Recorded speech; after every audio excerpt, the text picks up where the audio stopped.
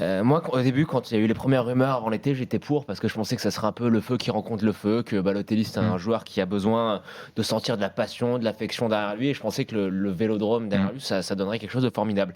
Après, voilà, il s'est passé ce qui s'est passé cet été. Il a bien fait cocu l'Olympique de mmh, Marseille. On se rappelle encore que lors de mmh, la présentation du nouvel équipementier de l'OM, qui est le nouvel mmh, équipementier de Mario Balotelli, tout le monde pensait qu'il allait arriver sur un bateau. mmh, Il y avait eu des vidéos avec un black qui arrivait sur un bateau, machin, tout le monde y croyait. Il n'est pas venu, il a demandé beaucoup d'argent.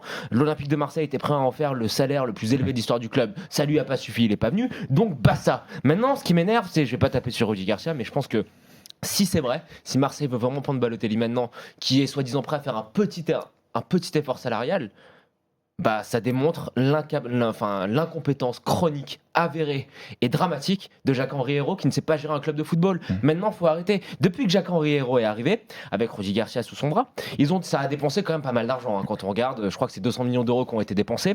Pas Et loin. quand tu regardes la construction de l'effectif actuel de l'Olympique de Marseille, est-ce que c'est un effectif qui est capable de voir sur le moyen terme? Je ne pense pas. Et quand tu n'as pas des finances qui sont illimitées, il faut penser justement à une construction sur le moyen terme. Et quand on voit l'argent qui a été dépensé, que ce soit en transfert ou en salaire pour des Patrice Evra qui prenait quand même pas mal d'argent, pour des Strootman, et je vais pas faire la liste parce que sinon on s'en sort plus, même parce que je vous rappelle, avec Daniel, hier on faisait la liste des joueurs inutiles à Marseille, on en a compté 8, Abdenour, Boutchan et compagnie qui ont quand même des très gros salaires.